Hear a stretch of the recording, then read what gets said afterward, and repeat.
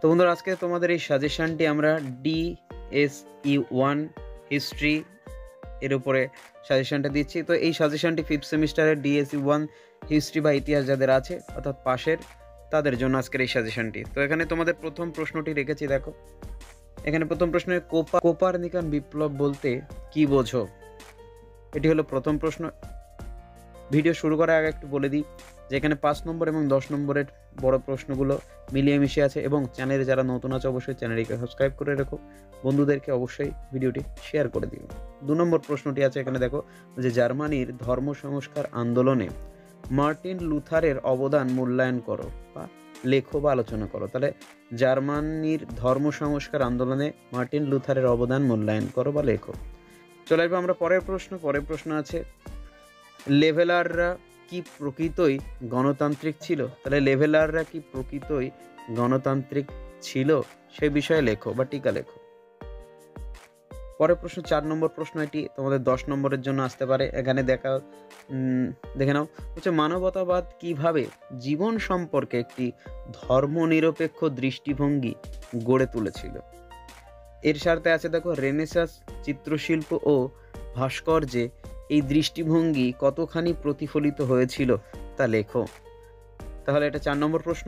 আরও আছে এখানে মোট তোমাদের 10 থেকে 12টি প্রশ্ন আছে, তার বেশি হবে না। তো এই প্রশ্নগুলো পড়লে তোমরা 5th সেমিস্টারে এবারের মতো সাজেশন কমপ্লিট হয়ে যাবে। তো 5 নম্বর প্রশ্নটি এখানে আছে, দেখো ফিফ ও ভ্যাসালেস বলতে কি বোঝো? ফিফ ও ভ্যাসালেস বলতে কি বোঝো? চলে আসবো আমরা পরের প্রশ্ন 6 বা 6 নম্বর প্রশ্নের মধ্যে। কি আছে সেখানে, যখন পশ্চিম ইউরোপে সামন্ততন্ত্রের পতন হয়েছিল, সেই সময় পূর্ব ইউরোপে কেন তা বিকশিত হয়েছিল? তাহলে এটা 6 নম্বর প্রশ্ন, অত্যন্ত গুরুত্বপূর্ণ বা ইম্পর্টেন্ট। আবারও বলছি, যারা চ্যানেলে নতুন আসো চ্যানেলটিকে সাবস্ক্রাইব করে রেখো, বন্ধুদের মধ্যে এই ভিডিওটি অবশ্যই শেয়ার করে দিও। বিভিন্ন হোয়াটসঅ্যাপ গ্রুপ, তোমাদের যে সমস্ত গ্রুপ আছে গ্রুপেও কিন্তু এই ভিডিওটি শেয়ার করে দিও যাতে তোমাদের বন্ধুরা অতি শীঘ্রই পেয়ে যায়। আর তোমাদের পরীক্ষার রুটিন কিন্তু খুব তাড়াতাড়ি দিয়ে দেবে, তো প্রস্তুতি এখনই শুরু করে দাও। পরের প্রশ্ন বলছে মার্টিন লুথারের 95 থিসিস সম্পর্কে তুমি কি জানো? তাহলে মার্টিন লুথারের 95 থিসিস সম্পর্কে তুমি কি জানো? চলে আসবো আমরা পরের প্রশ্ন 8 নম্বর প্রশ্ন। 8 নম্বর প্রশ্নে কি আছে, পঞ্চদশ শতকের শেষ ভাগে ইউরোপে মানচিত্র নির্মাণের বিকাশ আলোচনা করো। তাহলে 1500 শতকের শেষ ভাগে ইউরোপের মানচিত্র নির্মাণের বিকাশ সম্পর্কে আলোচনা করতে বলছে। চলে আসবো আমরা 9 নম্বর প্রশ্নে। 9 নম্বর প্রশ্নটি কি আছে না, রেনেসাঁস কথাটির তাৎপর্য কি বা রেনেসাঁস কথাটির গুরুত্ব কি? একই। চলে আসবো আমরা পরের প্রশ্ন 10 নম্বর প্রশ্ন। কি আছে সেখানে না, ষোড়শ শতকের বণিকদের বিচিত্র কর্মকাণ্ডের বিবরণ দাও। ষোড়শ শতকের বণিকদের বিচিত্র কর্মকাণ্ডের বিবরণ দাও। এই বণিকেরা কিভাবে কারিগরি উৎপাদন ব্যবস্থাকে নিয়ন্ত্রণ শুরু করেছিল তা লেখো।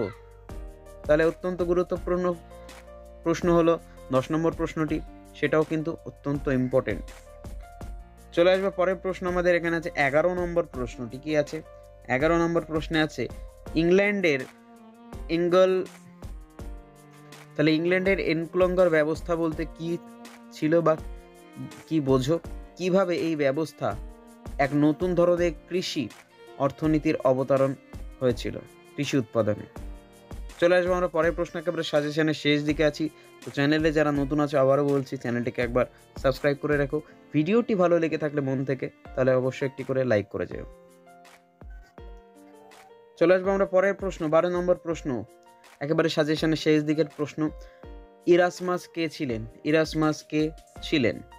চলে আসবো আমরা 13 নম্বর প্রশ্নে। কি আছে 13 নম্বর প্রশ্নটি আছে বিজ্ঞান বিপ্লব বলতে কি বোঝো? ইউরোপে ধর্মনিরপেক্ষ মানসিকতা গঠনে এটি কতখানি সফল হয়েছিল? তাহলে ইউরোপে ধর্মনিরপেক্ষ মানসিকতা গঠনে এই বিজ্ঞান বিপ্লব কতখানি সফল হয়েছিল তা লেখো।